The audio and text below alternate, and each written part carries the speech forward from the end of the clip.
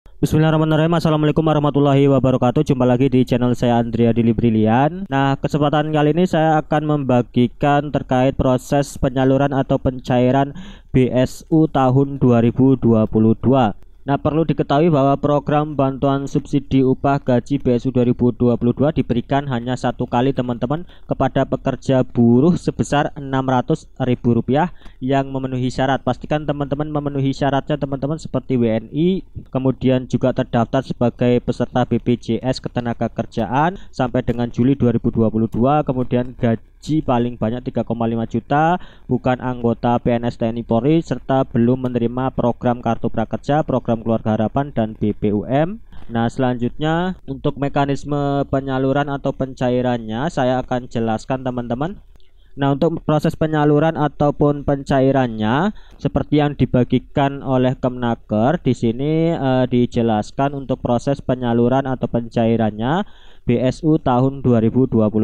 Nah, yang pertama yaitu data akan diseleksi dulu oleh BPJS Ketenagakerjaan teman-teman. BPJS Ketenagakerjaan akan menyeleksi siapa saja calon penerima yang memenuhi syarat. Nah, teman-teman bisa mengeceknya apakah masuk dalam calon penerima. Itu bisa mengecek di halaman website ini teman-teman, bsu.bpjsketenagakerjaan.go.id. Nah, di halaman website ini teman-teman bisa mengecek apakah teman-teman juga masuk dalam calon penerima atau tidak. Di sini silakan nanti teman-teman bisa isikan mulai dari NIK, nama lengkap, tanggal lahir, nama ibu kandung, nomor HP, dan email, kemudian tinggal klik lanjut. Nah, apabila teman-teman lolos sebagai calon penerima atau lolos verifikasi di data BPJS Ketenagakerjaan, tampilannya seperti ini.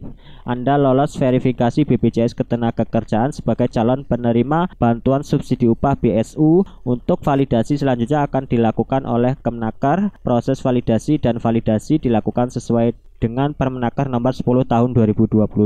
Nah, di sini artinya teman-teman baru lolos sebagai calon teman-teman. Nah, selanjutnya untuk proses penyalurannya lagi atau pencairannya lagi, data dari BPJS Ketenagakerjaan ini akan diserahkan ke pihak Kementerian Ketenagakerjaan Republik Indonesia ataupun Kemnaker. Nah, data teman-teman di Kementerian Ketenagakerjaan ini akan diproses lagi teman-teman, yaitu prosesnya di sini akan dipadankan teman-teman. Yang pertama akan dicek kelengkapan datanya, kemudian juga kesesuaian format data, kemudian duplikasi data teman-teman. Nah, juga ada pemadanan data teman-teman. Nah, di sini sudah juga ada informasinya.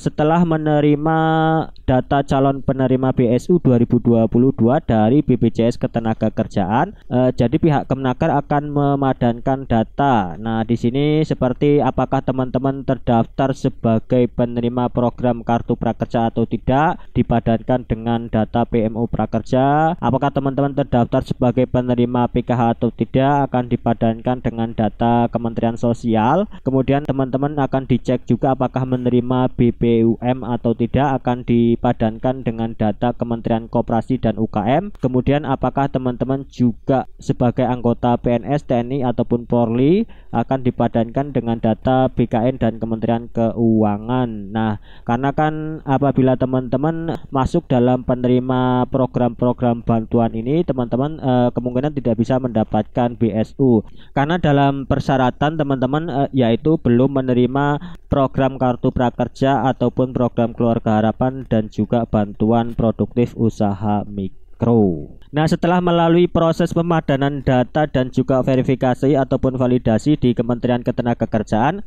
nanti di Kementerian Ketenagakerjaan akan mendapatkan data-data yang mendapatkan BSU. Nah, teman-teman bisa mengeceknya apakah terdaftar sebagai penerima BSU atau tidak. Teman-teman bisa mengeceknya di halaman website di sini, buka aja bsu.kemnaker.go.id. Nah, di website ini ada langkah-langkah pengecekannya teman-teman. Di sini yang pertama kunjungi website kemnaker.go.id, kemudian yang kedua daftar akun. Apabila teman-teman sudah punya akun sebelumnya tinggal masuk saja menggunakan login menggunakan email ataupun nomor HP. Kemudian langkah ketiga masuk, kemudian langkah keempat lengkapi profil teman-teman, seperti foto profil, tentang, kemudian status pernikahan dan tipe lokasi. Ini wajib dilengkapi profilnya, apabila tidak dilengkapi maka tidak bisa melihat notifikasi dapat BSU atau tidak. Kemudian yang kelima teman-teman bisa langsung mendapatkan notifikasi dapat BSU atau tidak. Nah kebetulan saya sudah mengeceknya, langsung aja buka halaman Kemenaker. Nah, tampilan dari halamannya seperti ini teman-teman, kemenaker.go.id. Nah, di sini apabila teman-teman belum punya akun, silakan daftar akun dulu. Di sini ada menu daftar, silakan nanti lengkapi pendaftarannya mulai dari NIK, kemudian juga nama dan juga memasukkan nama ibu kandung. Nah, silakan nanti teman-teman lengkapi pendaftarannya. Kebetulan saya sudah punya akun sebelumnya, jadi saya tidak perlu daftar lagi, langsung masuk aja. Nah, setelah masuk tampilannya seperti ini teman-teman. Di sini saya sudah login, sudah ada foto profil saya. Nah, nanti teman-teman silakan lengkapi profil di bagian profil ini. Nah, silakan dilengkapi. Nah, di sini untuk melihat mendapatkan BSU atau tidak, silakan bisa klik di bagian profil. Nah, maka akan diarahkan ke website siapkerja.kemenaker.go.id. Nah, di sini saya sudah melengkapi profilnya sebelumnya teman-teman. Apabila teman-teman belum melengkapi profilnya, silakan dilengkapi. Nanti apabila tidak melengkapi profilnya, maka nanti tidak bisa melihat status menerima BSU atau tidak teman-teman. Di sini ada lihat profil teman-teman, silakan nanti dilengkapi. Di sini kebetulan saya sudah melengkapi profilnya, maka saya sudah bisa mendapatkan informasi mendapatkan BSU atau tidak. Nah, ini dia teman-teman keterangannya, bantuan subsidi upah BSU. Di sini halo Andrea Deli Brilia nama saya, kemudian kamu ditetapkan sebagai penerima BSU 2022.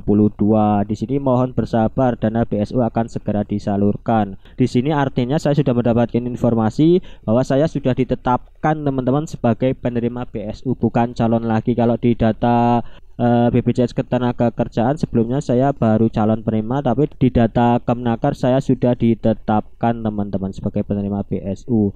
Nah, selanjutnya apabila teman-teman sudah ditetapkan sebagai penerima BSU, maka data tersebut akan diserahkan ke Kantor Pelayanan Pembendaharaan Negara, Kementerian Keuangan. Nah, di sini KPPN melakukan pencairan dana ke rekening Himbara seperti Bank Himbara, kemudian Bank Syariah Indonesia ataupun PT Pos. Nah, kemudian misalkan ke Bank Himbara itu akan disalurkan ke Bank Himbara. Nah, di sini keterangannya pemindahan buku atau transfer ke rekening penerima. Jadi dari Bank Himbara ataupun Bank Syariah Indonesia akan disalurkan atau ditransfer ke rekening penerima teman-teman. Nah, nanti tergantung teman-teman menggunakan rekening apa, karena kan biasanya waktu pendaftaran BPJS Ketenagakerjaan juga diminta memasukkan rekening teman-teman. Selanjutnya kalau melalui PT Pos, di sini akan dikirim ke PT Pos Indonesia, baru disalurkan ke penerima BSU. Nah, di sini keterangannya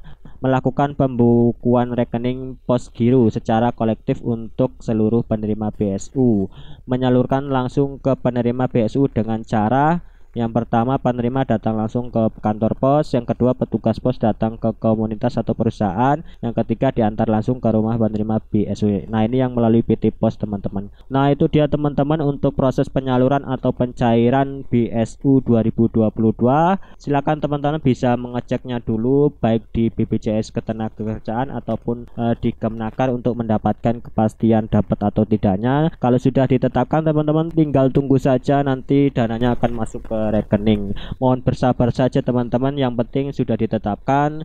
Semoga juga dananya cepat cair. Nah, itu dia teman-teman informasi yang bisa saya bagikan. Semoga informasi ini bermanfaat. Jangan lupa klik tombol subscribe. Apabila masih ada kendala bisa ketik di kolom komentar. Terima kasih sudah menonton video ini. Saya Hir, wassalamualaikum warahmatullahi wabarakatuh.